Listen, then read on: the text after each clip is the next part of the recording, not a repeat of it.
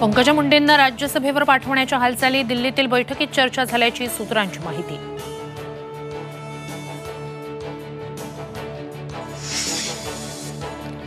सरकारच्या शिष्टमंडळाने घेतली लक्ष्मण हाकेंची भेट। ओबीसी आरक्षणासाठी 9 दिवसांपासून लक्ष्मण हाकेंचं उपोषण सुरू। तोडगा निघणार का याकडे लक्ष। आज 10वा आंतरराष्ट्रीय योग दिन। पंतप्रधान मोदींचा काश्मीरमध्ये 7000 लोकांसोबत योगा, तर मुख्यमंत्री उपमुख्यमंत्र्यांनी मंत्रालयात केला योगाभ्यास।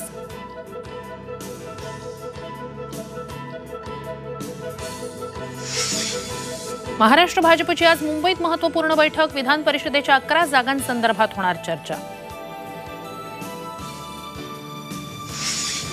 सहकारी संस्थांच्या निवडणुका पुन्हा लांबणीवर। पीक पेरणीचं कारण देत निवडणुका पुढे ढकलल्या। 30 सप्टेंबरपर्यंत निवडणुका घेण्याचे आदेश।